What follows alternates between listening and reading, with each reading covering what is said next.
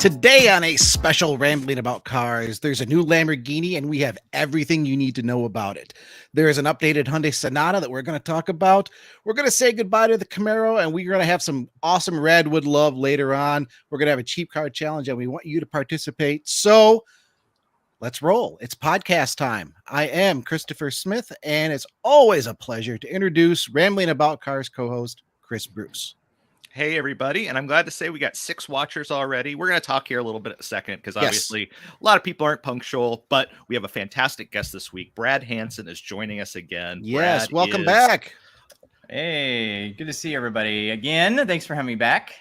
Yeah, so it's been at least a year, maybe It's 8 months been a or while so since the last time we saw you. So what is new in your life in the past year or so? What is new is that another subject that I believe we're going to be talking about is Elvis cars. We are. Ever since the Elvis movie came out last year, which was my wife and I became huge fans of, we've kind of dove down the Elvis rabbit hole and are kind of like new Elvis fans. We just came back from our 10-year anniversary, which we spent at Graceland. Nice. Congratulations. We went to Memphis. Yes. Thank you very much.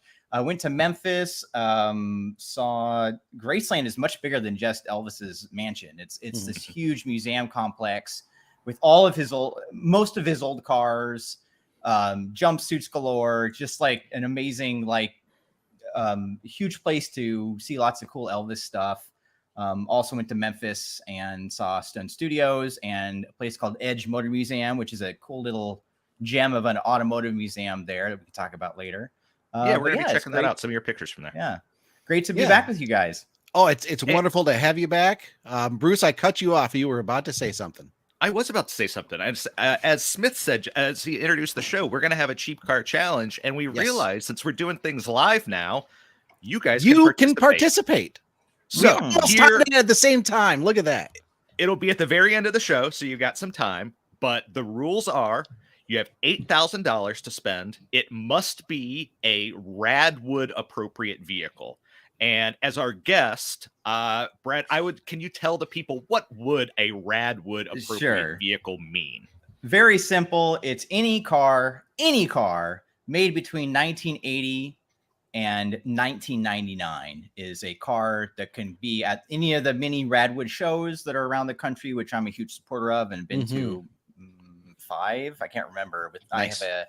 I have a 96 Corvette, which is like some people consider to be peak rad. If you are, 85 to 95, you're sort of in that kind of, iconically rad kind of thing. Now for mine, I have to say, I'm going to give a little spoiler alert here. My car challenge, I made it a little bit harder because as an Elvis fan, I wanted to ask myself, what would Elvis have? So not only is it a Radwood car, but let's assume that Elvis somehow, didn't survived. He died in 1977. If he would have survived, some would say he didn't, but they're. I'm sorry, guys. They're probably all wrong. I saw Men in Black. He didn't die. He just went home. Right. He's probably, but okay. Whether he's alive or wasn't, if he was in the rad era, what kind of car would he purchase? And still in keeping with being between 1980 and 1999 and one that you could purchase for less than $8,000. I found one I think is pretty cool. And I even verified that it's actually still for sale. I went to the trouble of nice. Asking the owner, is this still for sale? You're smoking us on this one already. And Brad, you must be reading my mind because before we did the Radwood thing, my idea was, because we're going to be talking about Elvis later in the show, find a car for $8,000 that Elvis would drive. So it's like you did both, which is hilarious because you didn't even know that was part of the plan. So that's amazing.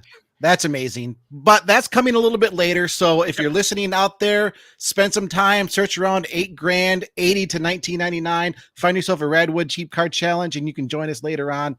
Right now, I commented on our own podcast before we started, taking bets on whether I mispronounce the new Lamborghini at some point during the show. And actually, the bet is somehow I don't mess it up. And also, hey, we got to say welcome Ted Adam Green, longtime Rambler. We're happy to have you back here listening along. You better be helping us out with the Cheap Car Challenge later on. But for right now, let's talk about the Lamborghini Revuelto. Did I say that right? I honestly think it's right. I've looked up the pronunciation. As far as I can tell, that's how it's supposed to be pronounced. We have the Lamborghini Revuelto. So if you think about it, like Rev, U, L with the emphasis there, toe, Lamborghini Revuelto. And what is it, you say? It is the successor to the Lamborghini Aventador. It's their new hypercar flagship. If you've been listening to us for a while, you know we've been talking about it here for at least the last few weeks. Lamborghini has been dropping teasers. I think 3 or 4 teasers telling us about the engine, telling us about the monocoque, telling us about the interior. And now we have everything. And now we have everything, which really at this point just kind of leaves the body. But we're gonna summarize it all for you because it's a pretty impressive car. What do you need to know about it? The V12 isn't dead. It's actually arguably I think better than ever. I think it's arguably better than ever because it still has a 6.5 liter V12 and it sounds familiar. Oh, okay, 6.5 V12. That's what Lamborghinis have had for a while. Well, this one is all new. It makes 813 horsepower just on its own, 535 pound-feet of torque just on its own. And that power, power peaks at 9,250 250. So it's a screamer. We don't know the red line, and we don't know if that is the rate. It could even, it might. I think Redline Bruce is 9,500. Oh, okay, I missed that.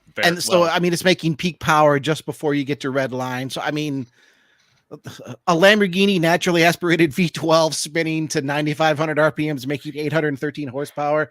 Is the supercar dead? Is the Italian supercar dead? Hell no, it's not. This thing, I can't wait to hear this.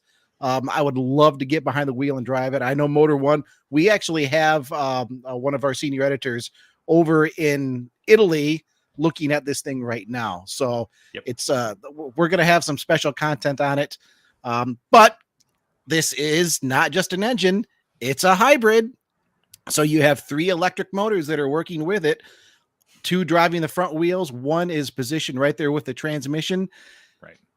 And all combined, it's 1,001 horsepower. Actually, to be specific, now I don't know if you'll hear this anywhere else because we're that specific at Motor One. 1,000.7 horsepower. 1,000. Okay. So 1,000.7. So we round it up. Barely 0.3 of a horsepower when you're at 1,000 horsepower. It's literally a rounding error. But what sounds better, 1,000 or 1,001? It's like Ferrari back in the 80s. Brad, am I right? With the F40, it doesn't go 200. 201. It's 201. Right. Very important. It's yes, yeah. Now, one thing I am confused about with these because I've seen the photos of the. Oh my gosh, Revuelto. I can't do it either. Revuelto. Of the new Lamborghini, and I don't understand. So there's no engine cover at all. Right. It's just the engine, and I want to know how does that work as far as keeping out weather, rain, leaves, dry leaves. How does it not catch on fire? I mean, I usually would think that, it's a mass-produced car. They figured this out. But this is an Italian car, and I have my doubts. I mean, it's cool looking. I love that they are the audacity of it. But I've yet to see anyone give me the answer to how the heck they're going to do that. Because this is the first car I've seen that's like that. There's no cover at all.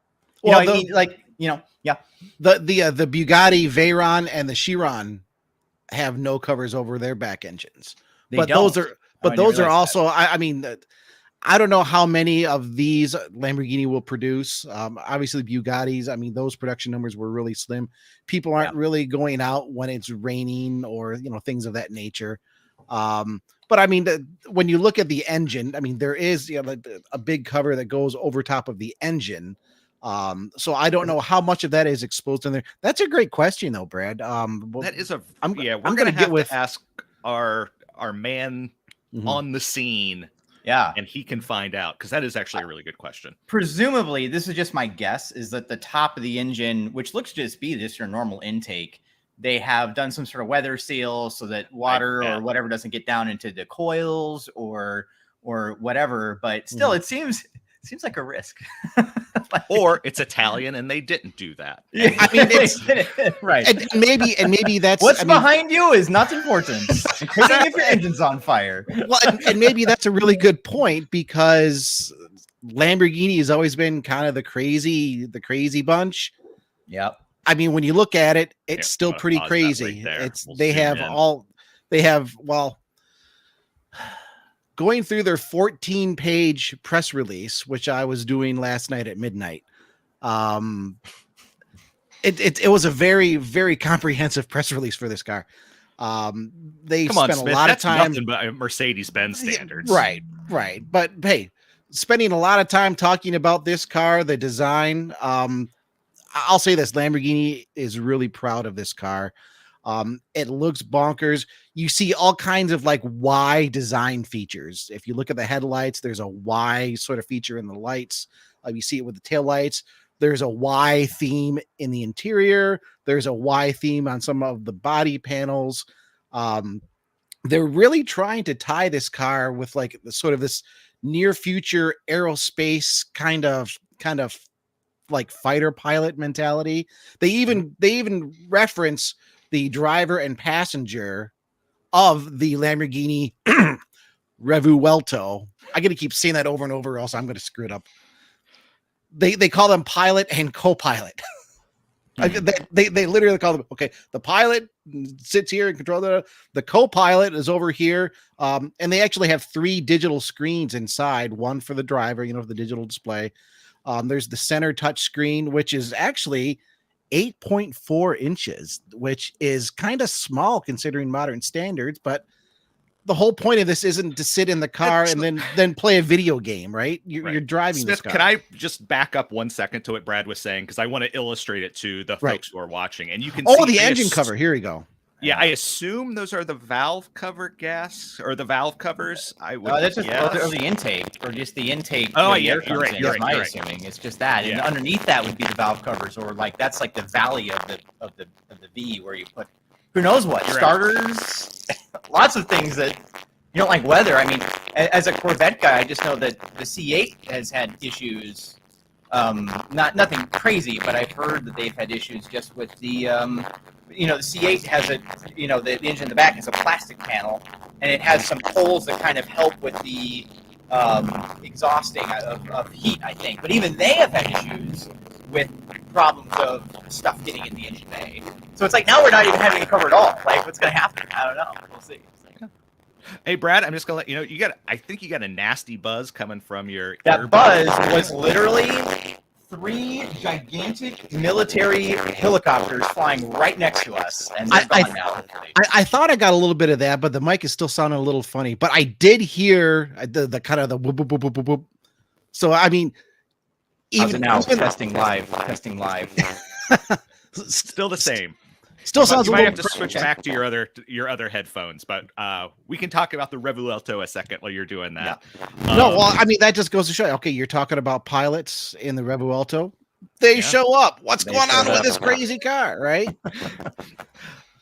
So there are 2 things that I want to bring up about this car. One of them is funny. The other one is kind of serious. Not serious. It's a car, nothing serious, but you know what I mean. From looking at the comments that I've seen online, both elsewhere and from here at Motor One, there's a dog and a baby carriage going past my door. That's odd. Yes. So there's that. A lot of people, the general consensus seems to be the back of this thing looks fantastic. The front, not maybe people's favorites. And I kind of wanted to get your opinion. And, people are going to have their opinions. It's aesthetics. It's purely objective, or it's purely subjective. Like, people are going to have different ideas. But it just seems like what I've been seeing is front, maybe so-so, back, 2 thumbs way up. Well, I guess on that, when I first saw the front, my first thought was, wow, McLaren is doing a new hypercar. You get a little sense of McLaren on the front just with the way they have their lights shaped. But I mean that fades to me pretty quick. I mean, my first impression when I saw this was like, man, it still kind of looks like an Aventador. But the more I look at it, the more it's like, no, this really is a completely new vehicle. They do have their design language with this Y theme that they're trying to embrace. I mean, looking at it right straight head on, I think it looks mean. I mean, it's not an attractive car, but it's not an ugly car either. Sure. It's just, I mean, aggressive. It's aggressive. It's very aggressive. And I mean, it's supposed to be, right? It's supposed to be crazy. It's still a Lamborghini. It still has scissor doors. It still has that screaming V12. And I mean, it's got amazing performance. 0 to 62 miles an hour is 2.5 seconds. It gets 124 in under 7 seconds. It goes 217 flat out. And you know, on that front, we had let me put this comment back up. We had it up here earlier from EKG Canadian. Thanks for listening. Love the new Lamborghini. It is simply fantastic. Perfect replacement for Aventador. SRT Demon 170 is more powerful, faster, and cheaper. Just saying. There is a point there. I think though we're talking about two completely different vehicles for two very different segments. Yes. The Aventador, you put the Aventador and a Demon 170 just on the street, and I would expect the Aventador to just walk all over it. Because really, the like Revuelto curb appeal? would. You mean it would walk all over as far as just how it looks? Like performance. I mean, you're going to need the Demon 170 is amazing. It is a street legal drag racer, but to get that performance out of it, to get that power to the ground, you're going to need to be on a prep surface with those big drag tires on the back. If you're not on a prep surface, you're going to struggle for traction. This car with all-wheel drive is probably going to pick up and go. But also it's about the corners as well. Like a Lamborghini is gonna, corner a lot better than, in theory, this should corner great. Their styling on the outside isn't just about being bonkers. They've spent a lot of time figuring out, okay, how does the air go over the car? It has sort of that double bubble roof. They do that for headroom for the pilot and co-pilot inside. But that channel design also specifically funnels air right back to the active rear wing, which functions automatically or manually in 3 different settings. It has more downforce than the Aventador. It's got like the craziest rear diffuser I think I've ever seen on a Lamborghini. That's not like just a special one-off or a very limited run car. And don't forget, it has 4-wheel steering as well. 4-wheel steering on it now. It's designed. I mean, it's designed to take corners. It's designed to do everything. It's not designed to do everything. You can't load a couch into this and take it across state, but it's designed to do everything in terms of performance. Yeah. But the Lamborghini did call out specifically, hey, we have a nice cup holder for the passenger. And they are trying to be environmentally friendly. They have more efficient manufacturing processes for the interior. They're using materials taken from recycled polyester, if I'm remembering this correctly. So, I mean, they're trying. And hey, if you want, this does have all electric mode. You have 180 horsepower at your disposal, and you can go for 6 miles. Ooh, 6 miles. And once that charge from that 3.8 kilowatt hour battery dissipates, you can fire up the engine and the engine will recharge the battery in 6 minutes. Obviously, this isn't a hybrid in the sense of let's be super frugal and efficient. This is utilizing hybrid power in a performance application. It's designed to augment the V12 that's already there, but it does also make the car a little bit more efficient. You can operate on completely zero emission electricity. If you happen to be in an area, You say you want to go into one of the cities where a combustion ban might be in effect. You can roll in there for at least a few miles. So I mean, it's a step in that direction. How much does it cost, you ask? Well, Lamborghini hasn't shared that yet. What we can tell you is the Aventador Ultimate stepped out at around $500,000. Now, a lot of people might consider that to be the ultimate evolution of the Aventador. This is the first step of the Revuelto. Right. So I mean, we're right at the very beginning. Whether the Aventador's outgoing price matches the starting price for the new car remains to be seen, but we'll find out a little bit later on. But one last thing, and this my is takeaway. Yeah, go ahead. Oh no, do your takeaway first, and then I'll be joking about this car. My takeaway was at when I first saw it, I thought, well, that's a little underwhelming. I felt it might have too much resemblance to the Aventador, but the more time I spend with it, and the more time you look at it from different angles, I think they've done a pretty cool job on creating a really wild Lamborghini. And as far as the future goes with the V12 hypercar going away, I don't see anybody giving a single rip that this thing has a small battery with 3 electric motors when you're talking about that kind of performance. No, that kind of sound. I can't wait to hear this thing just singing its tune, man. Same. What last thing real quick, and then Brad, I do want to get your take on this, but so for anyone who doesn't know, and I only learned this today, Revuelto apparently in Spanish is the word for the dish scrambled eggs. Scrambled, yep. Yeah, scrambled, but apparently huevos revueltos is scrambled eggs. And so Inside EVs are, our partners. We have the same parent. We work with them. You'll see Inside EV stories on Motor One. Sometimes we end up writing for them.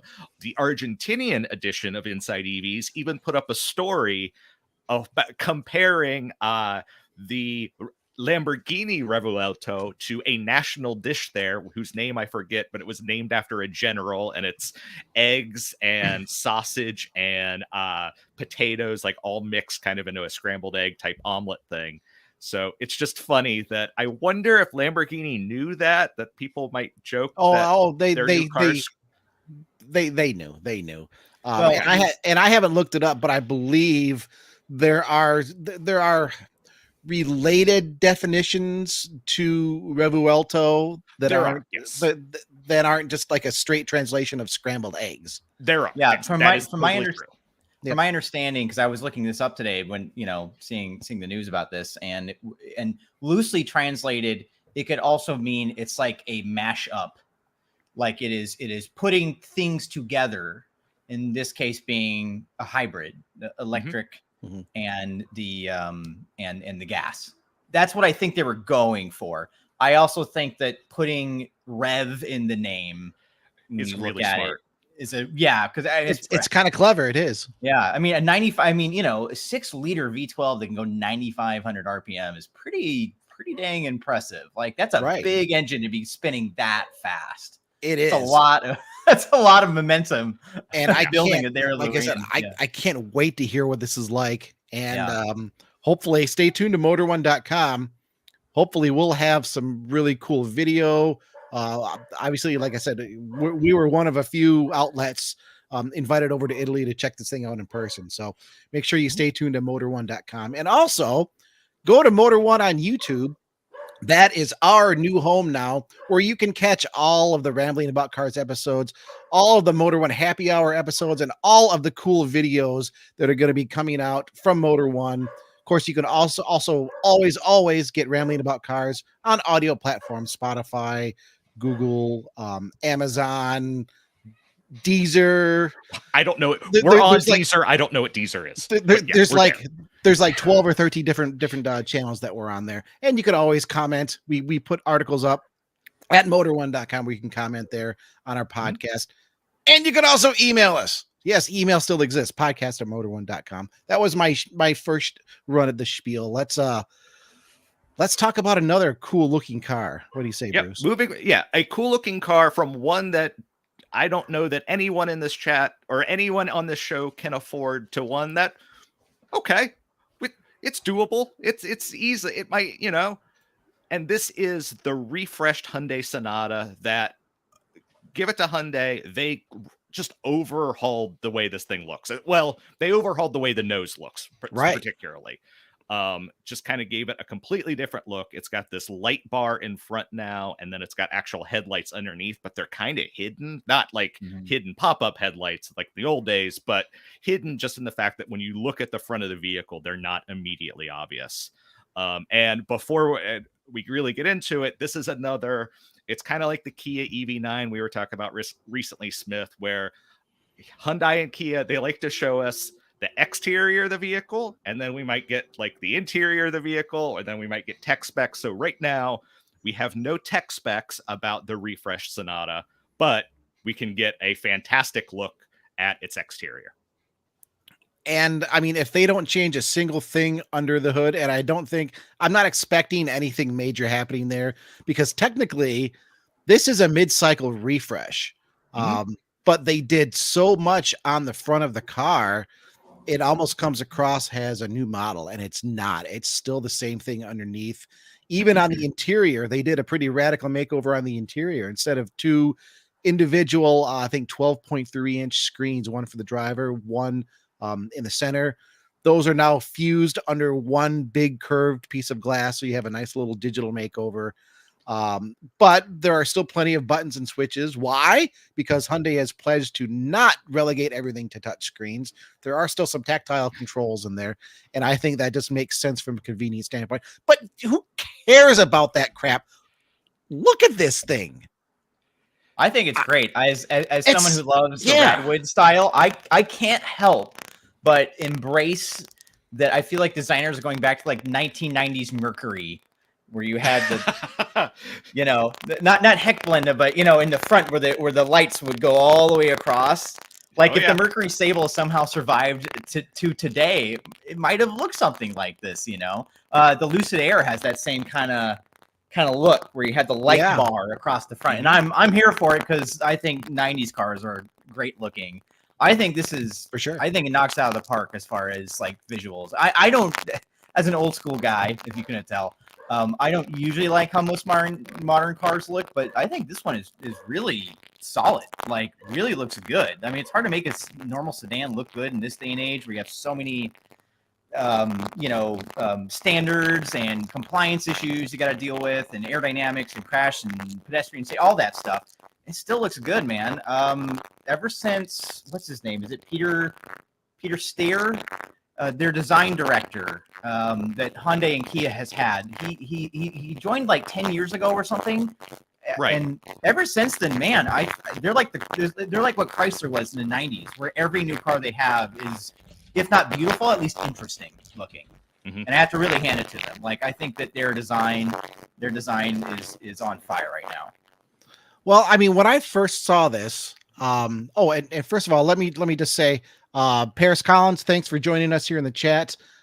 It's not for me. I don't like the brand in general, but it looks a lot better. I think that's generally what we've been seeing on our end from people, whether they are for or against Hyundai in general, or appreciate or follow the brand. I think in the minority where I rather liked the previous style. I think this is certainly better, but I thought the previous style, it just had a very unique kind of swoopy look to it. But I'm fairly certain I was in the minority on that. The one thing that I can say about this, if I could sum it up really succinctly, it's clean. Yes. We've gotten so used to seeing so many vehicles just really over designed, I think, in a lot of ways. This one is just, it's clean, it's symmetrical, but it's also not boring. I mean, there are things happening up front. There are some contrasting angles, but it's done in a very just neat, clean manner. That simple bar across the top, it sort of reminds me of, like, I mean, we're going to be talking Radwood here in a bit. It sort of reminds me of like the pop-up headlights of the Radwood era cars. In this case, the lights are tucked underneath So you don't need to have pop-ups. But if you didn't have small lights like that, this could very easily have a set of pop-ups bloop, right there coming up. I really dig that. This does resemble the Hyundai Kona. Their recently updated Hyundai Kona with that single bar up front. So I mean, there's a little bit of symmetry going on there. And I also have to wonder if they were thinking about the Envision 74 a little bit, because you see a lot of the just kind of like the same squared off symmetry with the Envision 74. That's, I think, a little more square, a little more wedgy overall. But considering this is just a mid-cycle refresh with just a fairly simple front fascia. Obviously, they've had to change the headlights, the fenders, and of course, there are differences at the back too. You have the taillights are a little more squared off with just squared elements inside. I think that lower fascia is a little more aggressive in the back, but it's quite a change. Yeah. So I feel like the word futuristic is really fraught because it's almost a meaningless term, because the idea of what the future looks like varies from any kind of certain time. Calling something futuristic in the 80s means something than calling futuristic now. So it doesn't have really a standard meaning, but this does kind of look like a vehicle of the future. That when I think about what that means to me, especially right now, that kind of this very clean look with lights, for whatever reason, like LEDs are still futuristic looking to me, and that might just be because of how old I am. And this very kind of stark, sterile interior, it just looks futuristic to me. Smith, we've been talking like Hyundai and Kia. Like, I know, who was it? Paris Collins was saying he doesn't necessarily like the brand, and you're entitled to that. But it just feels like their designs are just on another level from any other affordable brand right now. Like, this isn't a car that's going to be $100,000. This is something you're going to see at the grocery store parking lot once it goes on sale. It's a vehicle that a normal person can afford, and it's interesting that you can have this kind of, again, it feels really reductive to call it futuristic, but you can have this look for not an insane price. And I think I mean, we're seeing some of the comments come in, and we appreciate it. EKG Canadian, wow, Sonata went from butt ugly to good looking, is fantastic and better than the Accord overall. Camry is the class leader. I'm a fan of how the Accord looks, and you're right. This this all of a sudden just kind of Accord what? Boop, right there. I mean, I think the previous Sonata, or the current one, I should say, the one that this one's replacing, I think that it's an interesting look, but it's got one of my big bugaboos with modern car design, which is the gigantic grille. And this did a good job of making it not about the gigantic grille. I'm so over these in the car. Like, I'm so over that. So over it, and I like this look a lot better. Yeah, I mean, there's still a big grill there, but it's not the focal point. I feel like the focal point is now a little bit higher with that LED strip that goes across, right? And show of hands of anybody that wants somebody to put some red oscillating lights in there and bring back a new Knight Rider. Come on, who's with me? Oh, some aftermarket Kid has a Hyundai Sonata. I think that might be slightly illegal, so we probably shouldn't ask anybody to do that. Having red lights on the front of a car like that. Oh, good point. Well, I think in most places, as long as they're just red, not red and blue, it's legal. But it varies, I think, place to place. So, yeah. And J-Dubs 07, their Staria van and Grandeur large sedan already have the light bar motif, so this is in keeping. Yep. I didn't mention the Grandeur, but yeah, you are correct there. Yeah. So if this is Hyundai's kind of family styling going forward, bravo. Yeah. This is a new Mercury. Franklin Morales here disagrees with us. I don't like it. It looks futuristic, cheap looking. I disagree, but that's fair. Not everybody's gonna thing about automotive design is that it's purely subjective, and you can like one thing and I can like another thing, and there are enough vehicles on the market that we can all find something we like. Franklin, let me ask you a question here. If you can chime back in, you don't like it. It looks futuristically cheap looking. That's a fair criticism. Would you prefer this versus the previous Sonata with what I call the big kind of droopy shark face? Droopy shark face. Yes, thank you. I mean, when you see that, I mean, that was the first thing that popped into my mind. It just, it kind of, it almost has sort of that shark nose that drops down and. Yep. Okay, Franklin chimes back in, says, "I'm old school. I like aggressive looking." So. You want us to go back to the Lamborghini, I bet.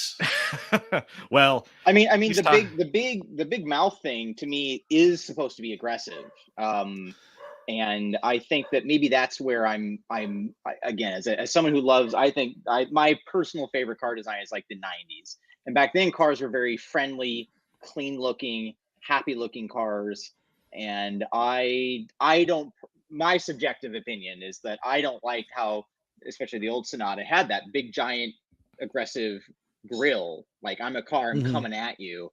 And I like how things seem to be dialing it back a bit. I feel like we've hit that apex, and it's like right now, and now we're seeing it kind of become more about the lights and thin and clean and simple, and I'm personally all for it. Less aggressive looking, though. Yeah, I mean, I could see how the new one doesn't necessarily look as aggressive without that big shark face coming at you. I feel like the BMW 4 Series and X7 happened, and designers looked at like, okay, we can't keep doing this. We can't keep making bigger grills. We got to do something else because this is just getting absurd. Yeah, so, I mean, bravo to Hyundai. If the grill on the new Sonata is bigger, it doesn't look bigger. And I think it's because, like we said, it's no longer the focal point. Your eyes go to that LED strip across the top. The grill is still there at the bottom. And Brad, I'm kind of the opposite of you. I don't like happy looking cars. Any car that looks like it's smiling, it's just, it's for some reason, something pops into my head where it's like, hey, look how happy I am to be a car. Look at me. I can drive and I have wheels and I make noise and there's a horn that goes beep, beep, and everything. It's just like, no. Oh, Smith. So, I think sorry, a little tangent there. Second episode where we had this fight about the latest Mazda Miata. Was it that long ago? The Mazda Miata is way too happy. It's a cool car, but it's way too happy. It's way too happy to be a Miata. It's good, but okay. We're agree to disagree. Agree to disagree, and keep the comments coming in. We're reading them. We're getting them. We love hearing from everybody. Our next topic and our last news topic before we get to Brad and talk about Graceland and Elvis and some other cool and stuff. Radwood and all kinds of good stuff. Radwood, is the Camaro has died again. Wow, wow, wow. Sorry. Pour one out for the second time in its history.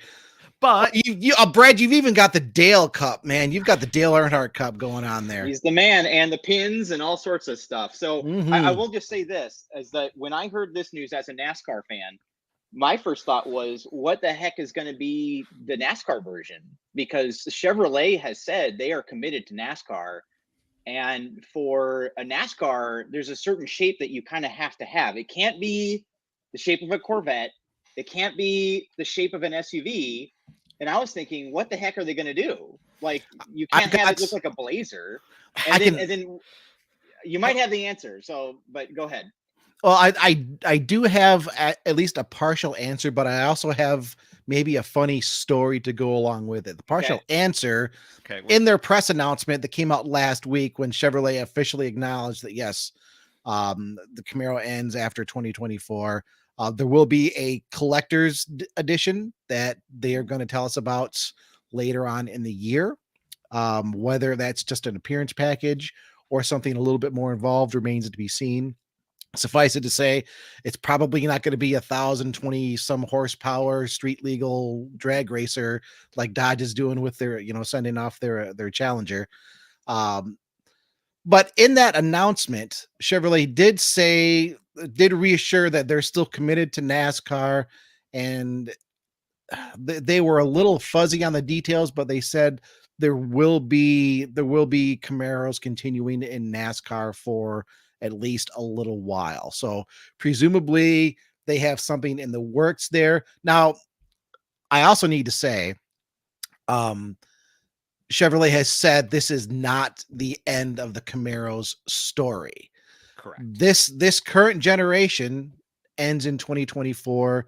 They have confirmed that something else is coming, but it's very ambiguous whether there's just another V8 redesigned Camaro coupe as we know it coming back, whether it's going to follow rumors that we've heard about like a Camaro sub brand where you could have an electric sedan or an SUV or something like that.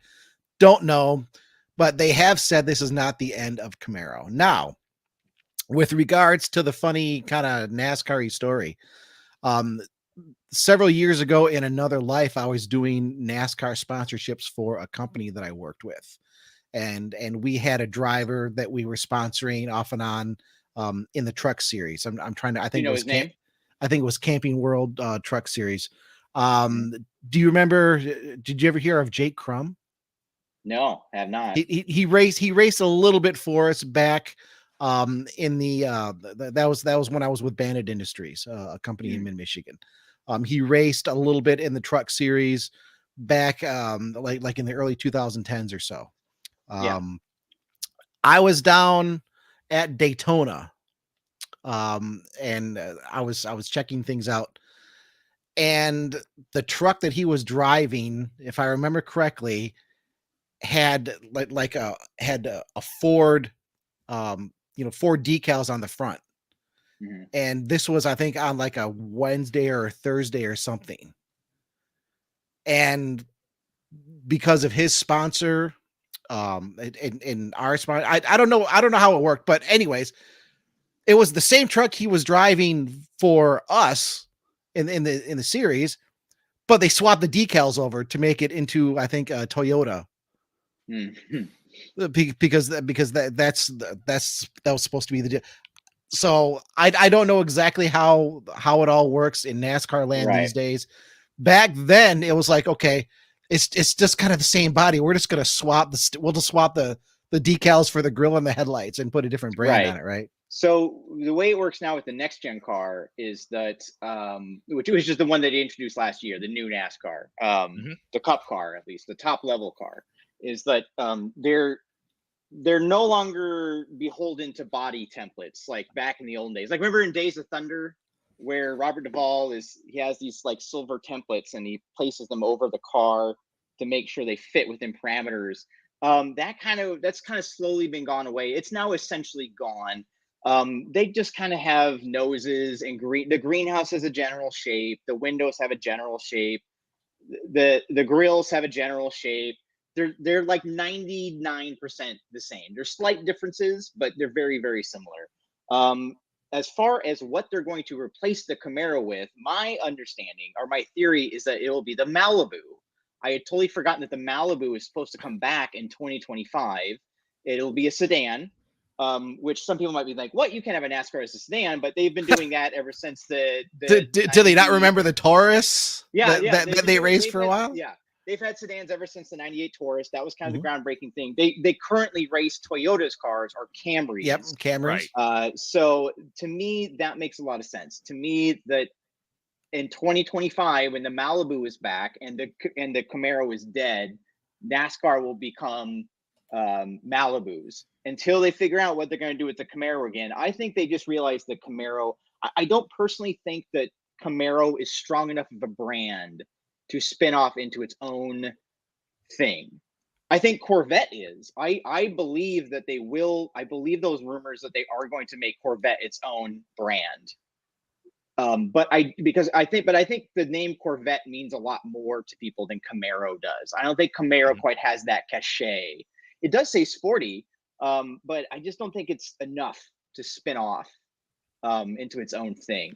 I could easily see us coming back as an electric car or even maybe a sedan, or I could even see it doing something like that Mazda RX-8 where you have the little tiny doors in the back, something like that. But I just don't think it's going to be its own brand. I think Corvette will be its own brand, but I don't think the Camaro will be its own brand. That's an interesting take. And I pulled up a comment here from EKG Canadian because I wanted to if we could just chat about this for a little bit, because I think this is an interesting point. Chevrolet Camaro will be missed, but the 6th gen was a failure. I think when you look at it from a sales standpoint, it generally trailed everything, I think, since it first launched. So, I mean, from a sales standpoint, I think you could say that, yeah, that's the case. Challenger, Charger, Mustang is better than the Camaro in every way. Camaro became a European sports car, not a muscle car. Now, that's interesting there. because, me too. well, but the feedback, and I unfortunately haven't had a chance to drive a 6th gen, but a lot of the feedback was it felt very composed. It felt like a good handling vehicle, but it still had the V8 punch and the V8 muscle. Is there something there?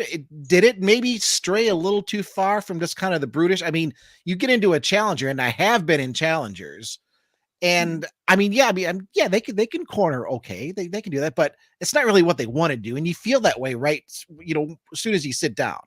And I've been in quite a few Mustangs, and I still get that impression, not as much from the Challengers I do in Mustangs, but there's still the impression that, hey, we can corner, we can go out, we can have all kinds of fun.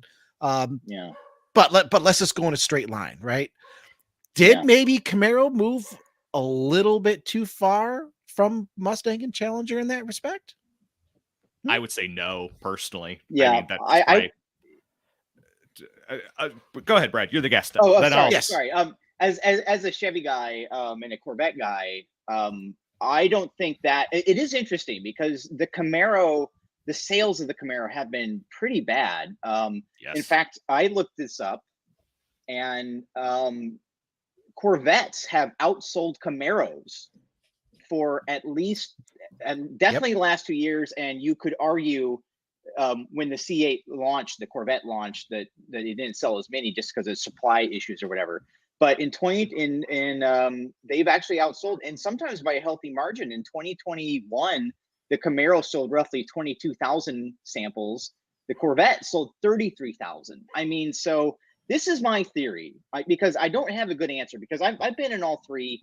I think they're pretty darn comparable. I think they give you kind of the same feeling. I think that the worst part for me in the Camaro is, I feel like amongst the three muscle cars, it has the worst visibility. Like, you really feel like you are in a tank in that thing.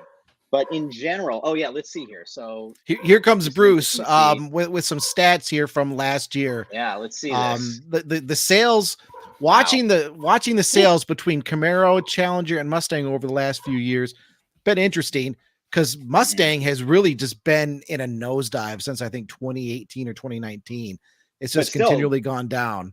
Still outselling it 2-1. Yeah, that's how far Camaro was down. But then Challenger kind of weathered the storm and then was going up a little bit. And actually, even when you look at last year, I mean, Camaro up 12.6%. But in 2021, they only delivered 21,800 cars versus 52 and 54,000 for the Mustang and the Challenger. So this is my theory. This is the only thing that made sense to me when I really thought about it, because I do think that they're all pretty comparable. I've read lots of comparison tests between all three. They're all within the same universe, in my opinion. The only thing that makes sense to me on why the Camaro has been such a bust is that I think the Corvette has been such a hit. And Corvette, you don't have something above the Challenger. Not anymore. The Viper's gone. You don't have anything really above the Mustang. You have to go to like the GT, which is like an exotic car. Right. Not that much step further up, you can get a Corvette. Spend another 20, 30 grand and you have a Corvette. The Corvette name means a lot. I think that if you want a Chevy, I think Chevy tends to be more of an old school brand anyway. I think that a lot of younger people would rather have like a Nissan Z or a Supra, or a different nameplate. If you're going after domestic, I think that this is just what I've personally seen.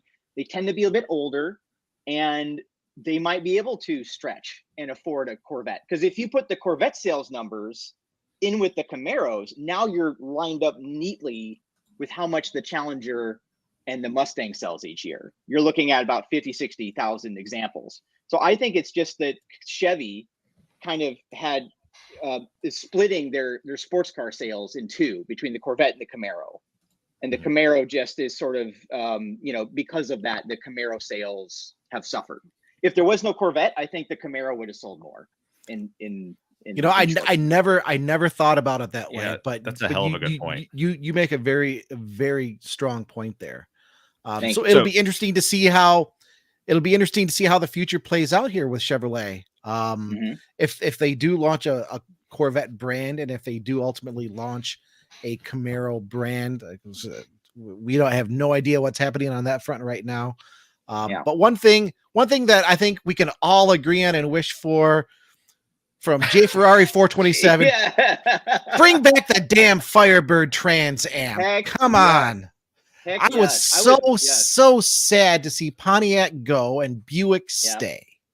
And I'm not saying Buick is a bad brand, but I felt like Pontiac really brought something extra to the GM umbrella, where Buick was that's just the slightly less expensive Cadillac, right?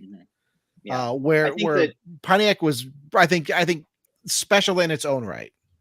I think Pontiac should be brought back as GM's youth brand, because no one under the age of 40 wants a freaking Chevy. You know what I mean? Like, I think you say a Buick, but yeah, sure. Except for the Corvette, I just mean, like, no, Buick's doing its own thing. It's great in China. They gotta keep making Buick no matter what. They have no choice. Their hands are tied there. But if they want to, Chevy now is the youth brand. But I don't know you ask anyone under the age of 40, they were painting a Chevy. It's usually not great, unless you're like an old school person like me who likes old stuff, But most people, Chevy is not cool. It's something that, their parents like. Their trucks are great. Chevy trucks, I think, have a good reputation. The Corvette has a good reputation. But as far as everything else, it's not the best reputation. And I feel like if you want to go after that youth market, you get some, Pontiac is like a specialty. I'm not saying like Scion, but better. And then you bring something like the Firebird, the Trans Am back. So yes, I think that if you bring it back as a specialty brand, I think it could work. A youth brand, it very well could. We have commenters that are agreeing with you, Brad. Well spoken. What do you think out there, Ramblers? Email us, podcast@motor1.com.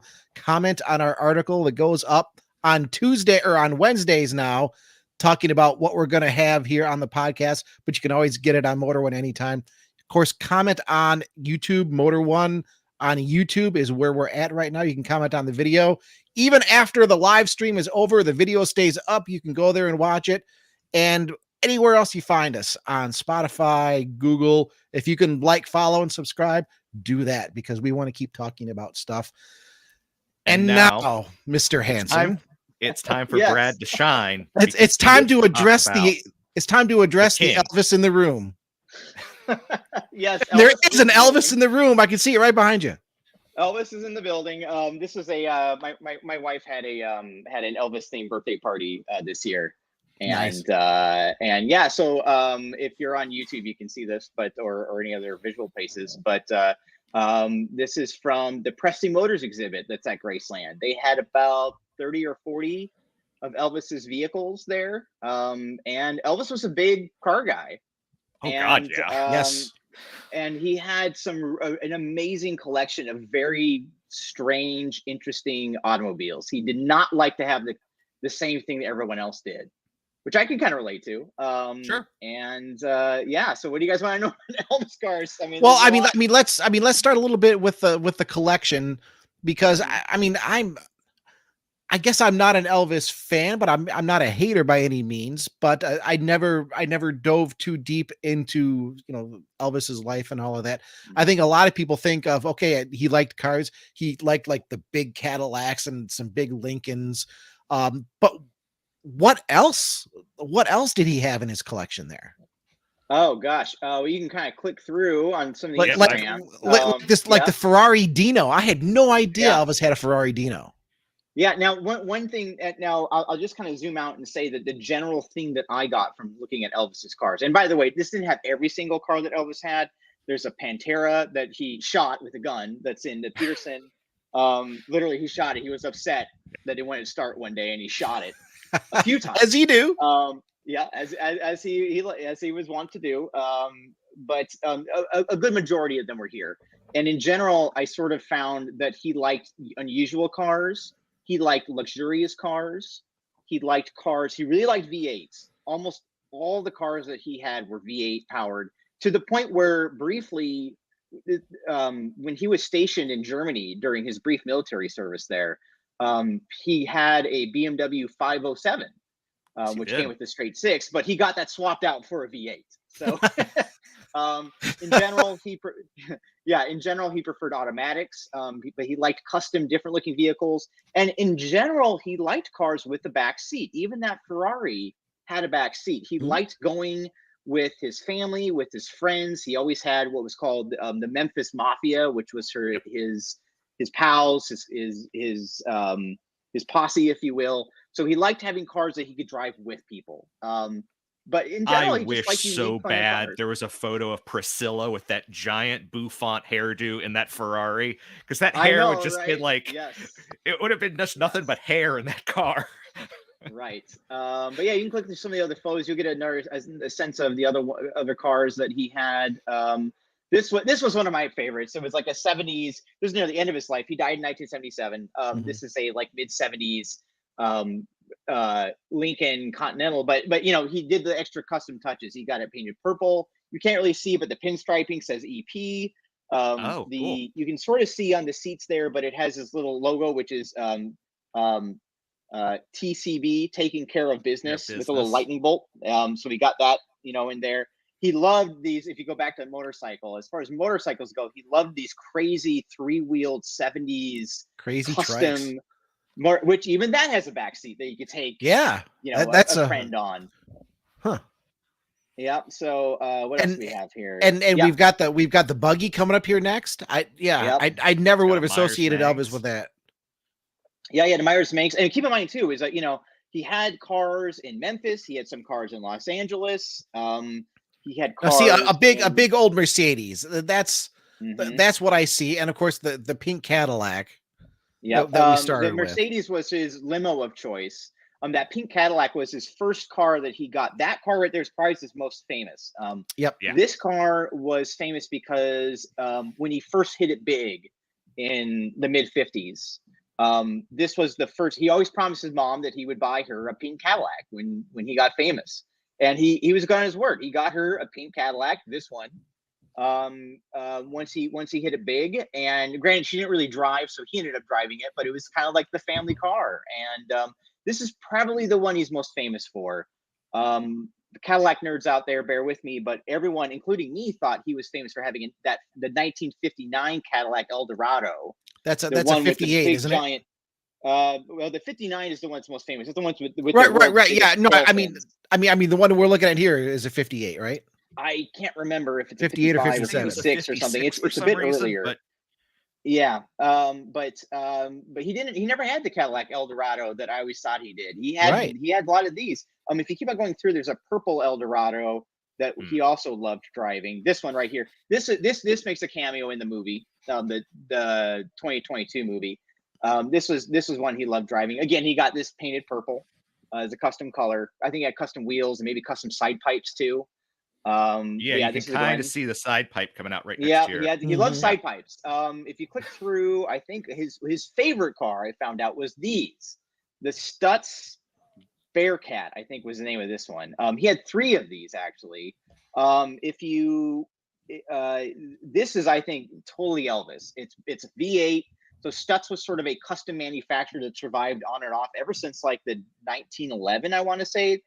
And it was originally like a luxury automaker, and then they kind of came back in like the 70s ish as a weird coach builder. And I 60s, think Smith, our previous guest Myron Vernus either currently owns one of these or did own one of these in the recent past. Yeah, I mean, if he doesn't own one now, he probably had one at some point. He's had just about everything that's and there you can see that's a little off the radar.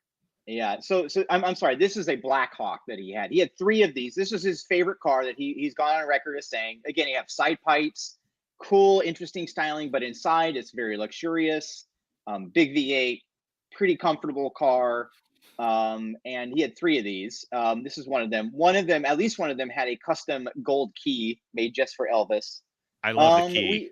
The key was great. I was like, this is amazing. We went to the VIP room that had these little details in there. And this is just a good saying in general that he was saying. There I am in front of a life is too short to drive boring cars, which I think we all kind of can agree with, and in front of one of his Rolls Royces that he owned. But yeah, he had a really interesting collection of cars, a little bit of everything, as long as they were just fun and interesting. And this kind of beyond cars, he liked everything to be custom. Graceland inside each room was custom made. Even his guns were usually had some sort of custom handle that we saw at Graceland. He just kind of liked having famously have a room that was carpeted, floor, wall, ceiling, everything was like carpeted, or am I making that up? More or less, that's true. Yeah. He loved shag carpeting and thick carpeting, and yeah, everything he liked. He just liked having, the clothes he wore. Everything he wore was just kind of individual and expressive, which I think is great. I think that's awesome. I totally agree. Totally agree. Let me ask you a quick question here before we move on. Was there a vehicle there you saw that totally surprised you? Ooh, that surprised me. Let me see that I saw there. You know what I was surprised as a Corvette guy? I was surprised he never owned a Corvette that I could find. Okay, there you go. Because you would think that Corvette and Elvis, like big American V8 brash. My theory is that he just didn't fit. I mean, Corvettes. He was a tall guy. He was 6 foot whatever, plus his hair probably added another 3 or 4 inches. Because he had it like that. Yep. I don't think he fit really well in Corvettes. Corvettes were pretty small up until even the 90s. Corvettes were pretty tight. Like even my Corvette, which is a C4, was pretty tight. I know Michael Jordan had a C4 Corvette, but I don't know how he fit in that thing. So I think Corvettes were probably just too small for him. They didn't have a back seat, didn't have a lot of space. But that was my surprising what he didn't have. He did own a Thunderbird at one point, or a couple, but not a Corvette guy, which was shocking to me that he didn't have one. So that we have time to do the cheap car challenge, I'm gonna skip one thing I was gonna show, but I do want to talk about. You went to a place called the Edge Motor Museum, which I had never heard of, but you said it was nearby Graceland, and you checked out what can be argued, or at least I think you could make a very strong argument that it is the original muscle car, and that is this Oldsmobile Rocket 88. Yes. And so you were checking that out. So can you please tell us a little bit about the Edge Motor Museum? Because like I said, I'd never heard of it. And then we'll talk about this car in particular. I'm wearing one of their shirts, actually. Nice. Edge Motor Museum. They're a cool little spot. Honestly, when we were planning our trip, it's not next to Graceland. It's next to Sun Studios in Memphis. Sun Studio is the place where a lot of, and some people say that rock and roll was sort of really gained its wings. Johnny Cash got his start there. Elvis got his start there, most famously. That's the first, like his first few records were done with Sun Studios. So just down the street, like you could walk there, is this little car museum called Edge Motor, which I didn't really know much about. We kind of just went on a whim because we were there anyway. And what a cool little place. Like most museums that I find, I'd say it has like 30, 40 cars maybe. Most, in my opinion, I go to so many car museums. Car museums are either really gigantic and well designed, or they're small and it's just like, here's like a barn with just some cars in it. This place had like a really cool, neat look. One of these other photos you can maybe see on one of the other albums of kind of what it looks like. But they mostly have American cars from the 50s, 60s, 70s, I would say. That's like their specialty. But that's kind of my jam, so I was into it. So the story with this car is that this is an Oldsmobile Rocket 88, and what a lot of people consider to be the very first rock and roll song is a song called Rocket 88. And if you zip through, you can see the actual record here that we saw at Sun. There it is. There's the very original record. And it's considered to be the very first rock and roll song. And I just think it's amusing because from nowadays perspective, Oldsmobile is so like not cool. Like, and as someone who used to own Oldsmobile, it's like, an old person's car, right? But to me, it's fascinating that rock and roll was sort of birthed out of the muse for that was an Oldsmobile, the Rocket 88. And so we went down the street. I was like, oh, there's a Rocket 88 right there. I think they only had like 135 horsepower, something like that. Reasonable amount of torque. Keep in mind, they were introduced, I think, in 49 or 50. I could be getting some of these facts wrong, and if I'm wrong, please tell me in the comments, because I'm doing this off the top of my head. But I believe it was 49 or 50, and the big thing was it was an overhead valve V8, whereas Ford had the flathead, and that was kind of the king of hot rodding forever. But Chevy didn't have a V8 until 55. Cadillac, I think, got one the same year, but that was a more expensive car. Whereas Oldsmobile, it was, it was a luxury car. It wasn't a Chevy or something like that, but it wasn't a Cadillac either. So it was something that would be a stretch, but wasn't entirely out of the realm of possibility for someone to own as a performance car. Right. Yeah. So yeah, I mean, it's interesting that you consider this to be one of the first muscle cars, because I always figured the GTO is kind of the first muscle car. But it's a fine line, right? It's like, what's the first rock and roll record? It's not like there's suddenly like there's nothing and then there's one. It's sort of like this gradual progression into, because some people consider rock and roll, the first rock and roll record, to be an Elvis record. It kind of depends who you ask. But I thought that was really neat. Yeah, no, it's the same way with muscle cars. I know a lot of people point to like some of the early 60s Dodges, especially like the cars that they had like the I think the 426 Max Wedge, a little prior to the big Hemi era. It's it's one of the things that's, I think it's just fun to talk about. We need to have a podcast just about, okay, where did the muscle car really start? Because I think everybody's gonna have a little bit different. Super quick tangent here. My mother-in-law is a retired librarian, and she and I have actually been working out the first printed use of the term muscle car.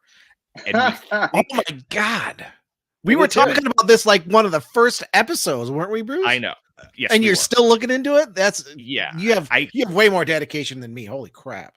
I think we pegged it down to somewhere in 63. With who? So it was the, what? I want to double check all my information. I want to say it was Popular Science. I know it was Popular Science. That's the earliest one we could find. I believe it was the October 63 issue. Now I'm just doing this off the top of my head, so my thing might be wrong. Yeah. And they called, it was a V8 Dodge. I forget which Dodge Polara. It might have been. They called it a muscle car. Like specifically, they called it a muscle car. But what is interesting, and this is super quick, the term supercar predates muscle car. Supercar was used even before, like GTOs, and like supercar is what they called like performance cars at the time. And so supercar predates muscle. But yeah, we will do a whole thing on this at some point. The things that you learn on this show, one of these days, I just want to sit back and listen. But if you go to the other album that I post on Instagram of just more of the Edge Motor Museum cars, you can see just a quick sampling of some of the stuff they had. They had like 4 or 5 Corvettes, which was like great for me to see. They had a C1 parked next to a C8, which was a visual I thought I'd never see in my life, because C1s are the first Corvettes were so hard to come by.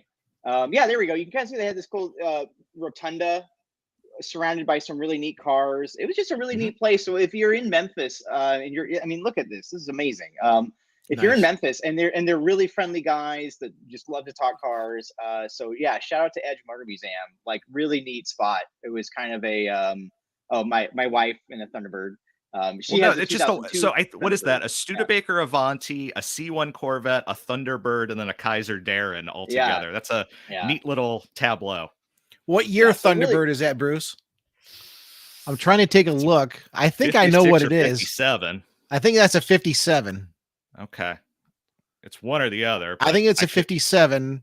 I like the. I'll brag a little bit and say that Corvette versus Thunderbird. Yeah.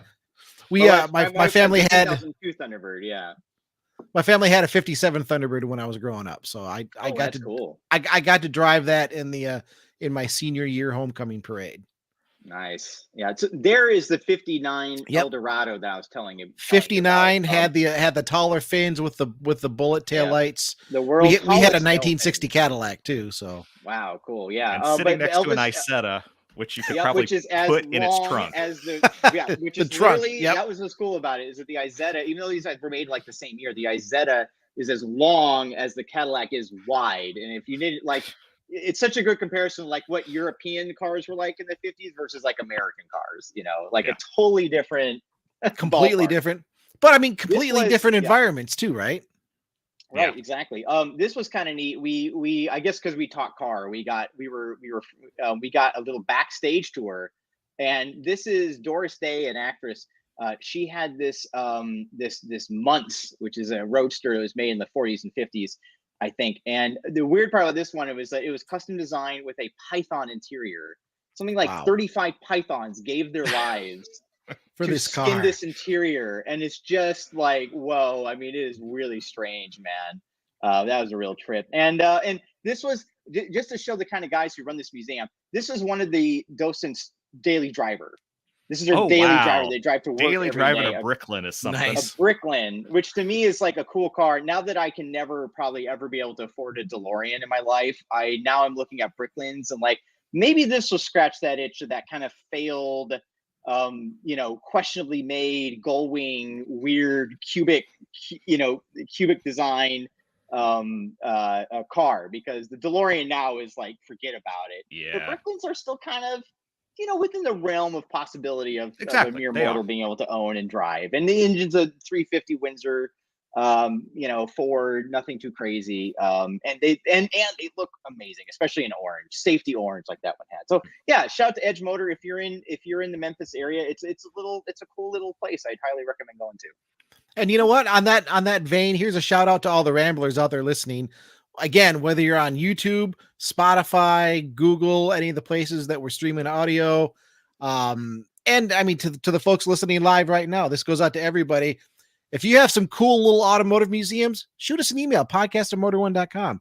Tell us about it, because like Brad says, there are cool little museums all over the place. There's one in West Michigan called Gilmore Car Museum that I've been to a few times, that it's just like in the middle of the woods in Southwest Michigan.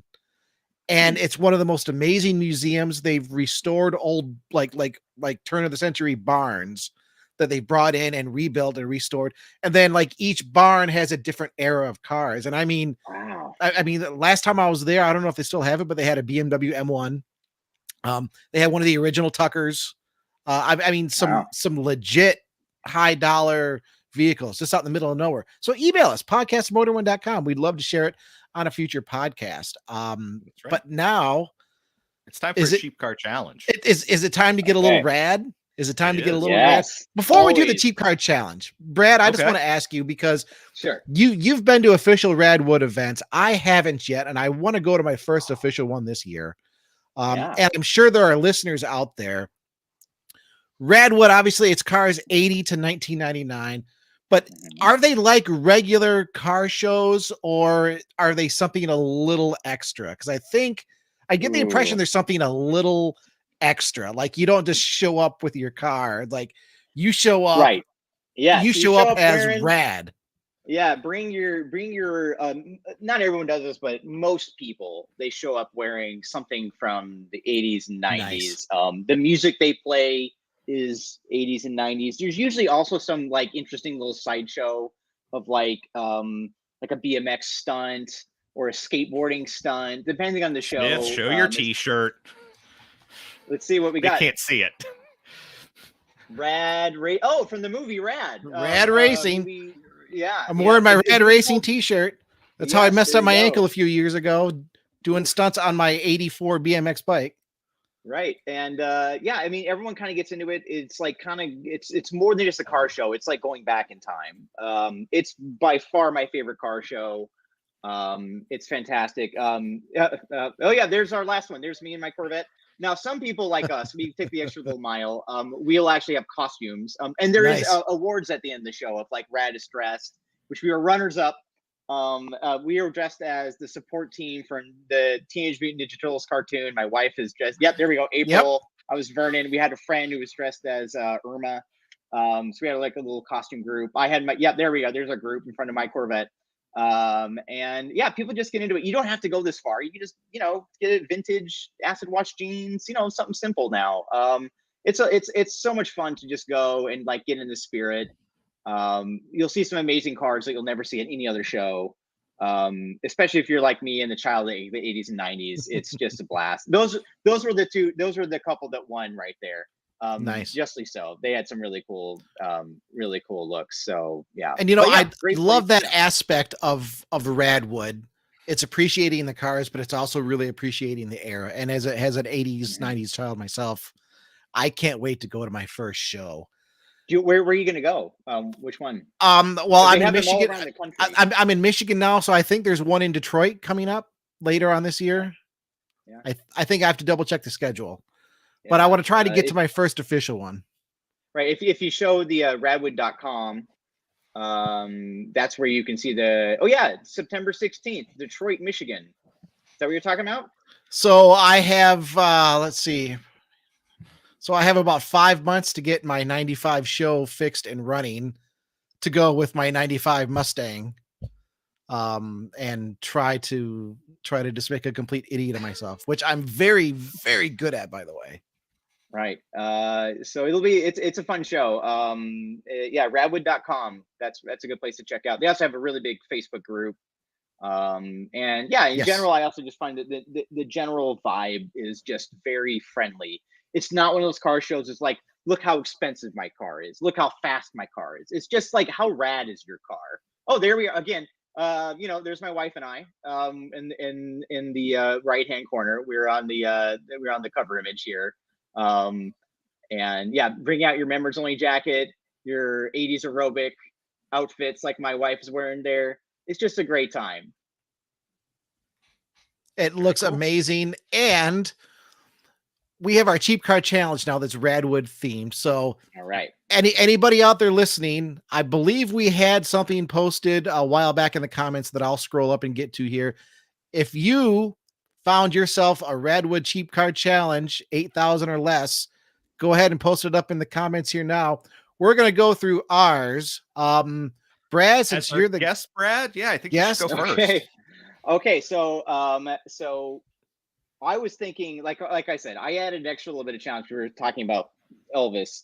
If he were to survive past 1977, where he supposedly died, but probably really died, what kind of car would he like?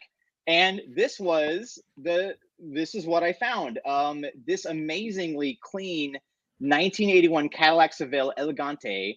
And I mean, look at this mint. This thing is great. This is that bustleback design, which I know that he liked. He liked this kind of custom look. He liked these kind of interesting paint jobs. He loved Cadillacs. He loved V8s.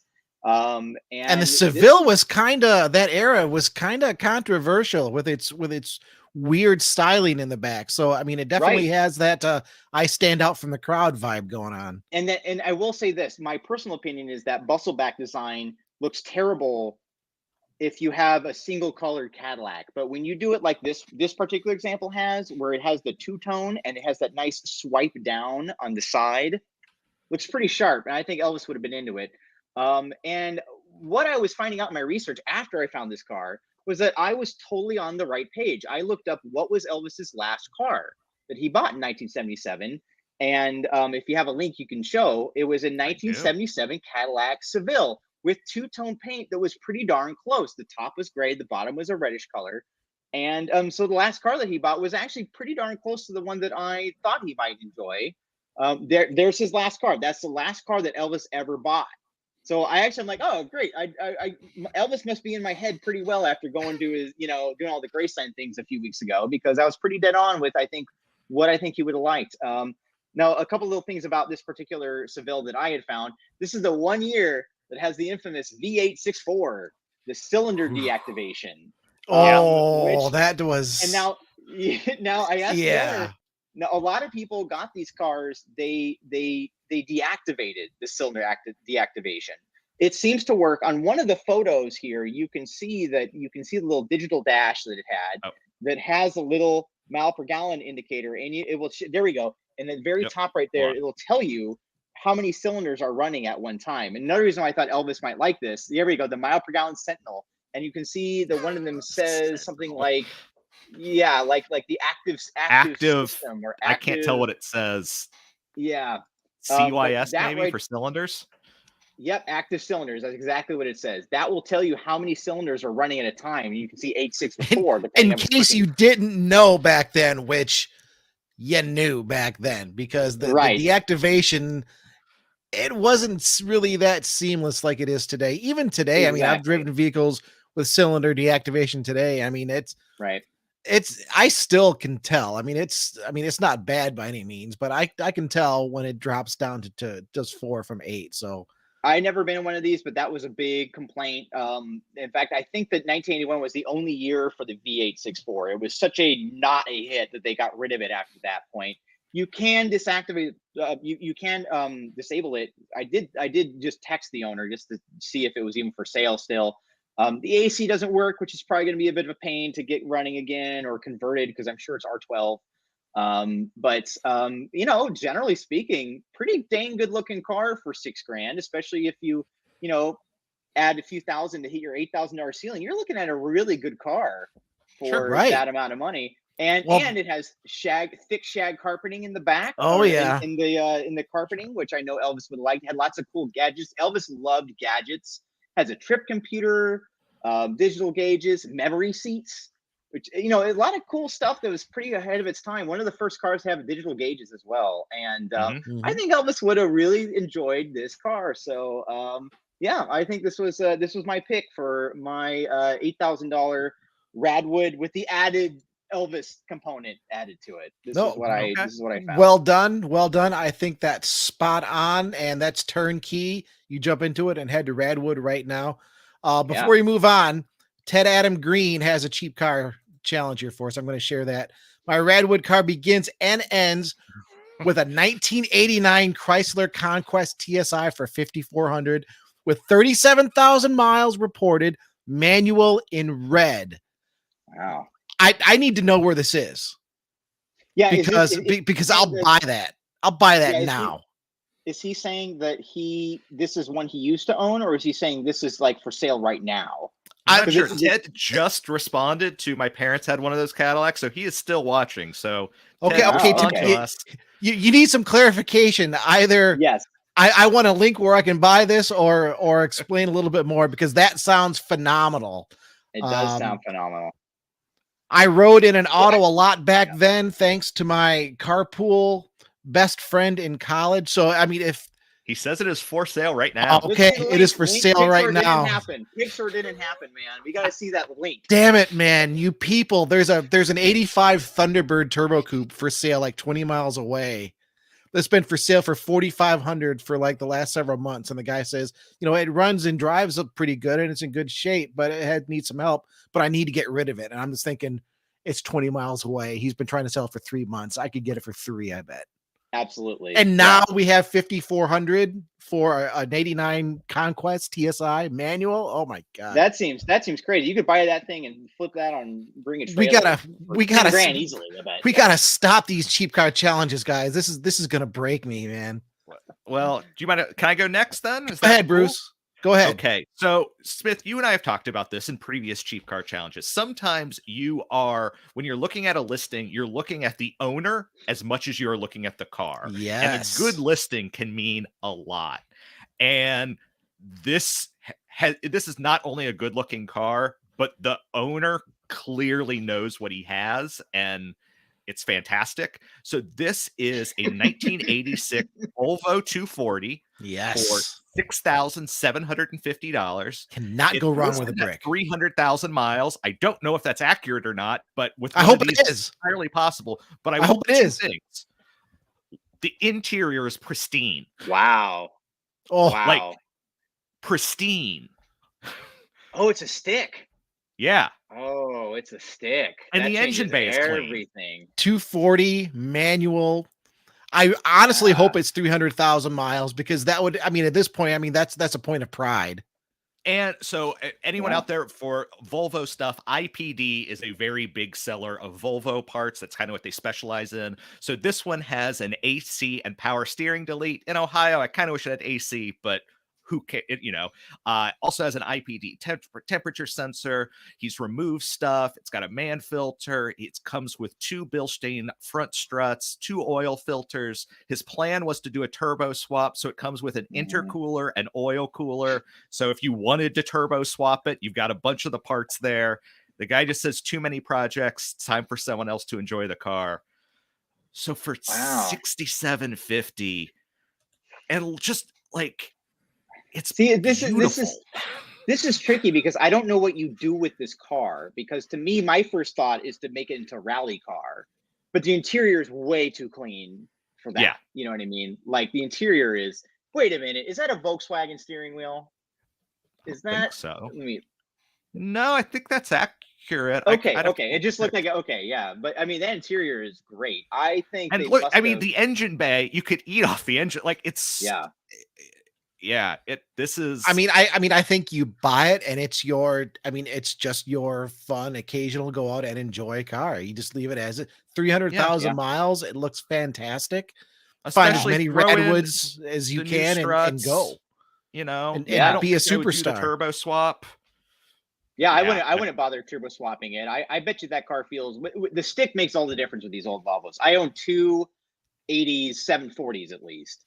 And to me, more than the difference between the turbo and non-turbo, it's having the stick versus the automatic.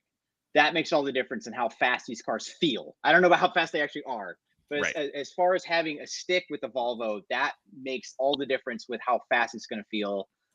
Because, even the naturally aspirated 4, it's relatively torquey.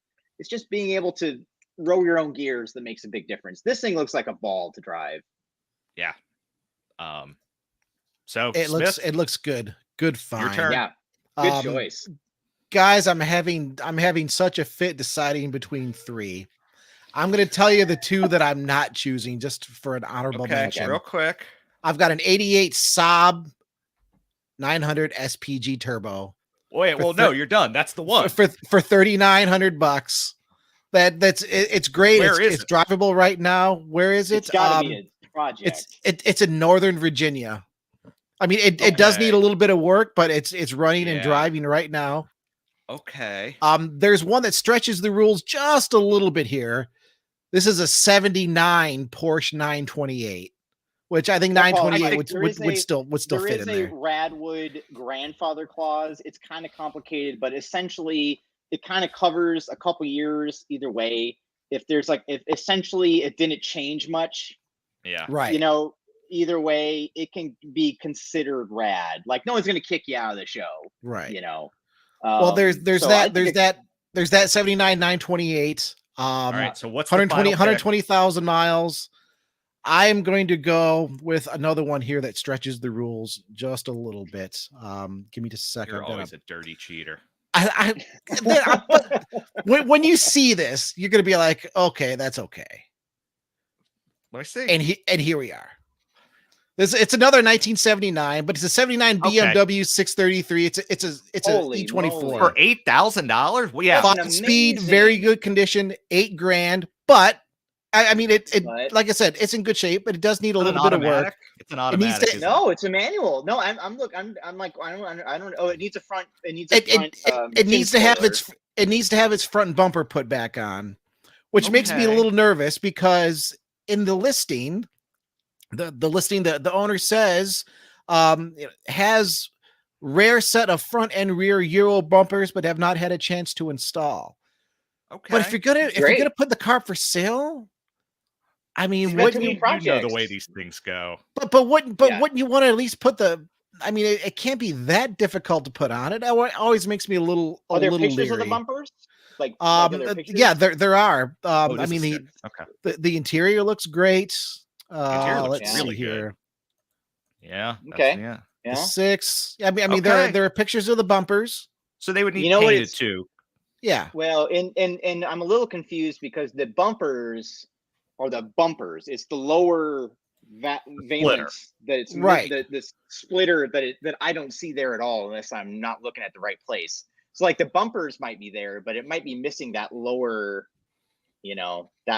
chin spoiler, let's call it. Yeah, admittedly, I don't know enough about this era 6 series, details like that, but I am just absolutely in love with these cars. And their values have gone up. And yes, with this one being a manual, I mean, if it's really just a case of, okay, let's get that bumper back on there, take care of a few other small issues. It's in Virginia, so I mean, it's a long day's drive, but it's a day's drive for me to get there.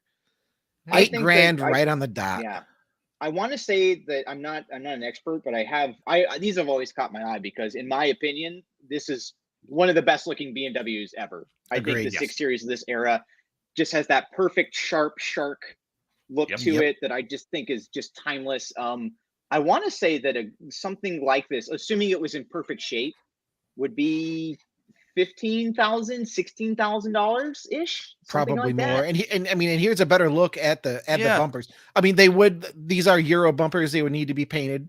Well, no, those aren't bumpers though. That's the splitter. That's not the actual bumper. That is the splitter. It's just sitting, I think, upside down if I'm looking at it. And then you've got the bumper back here. But I mean, it's still going to need to be painted to match the car because the car is. That's fine though. My point is that you put in. Oh, there's the actual bumper. Okay.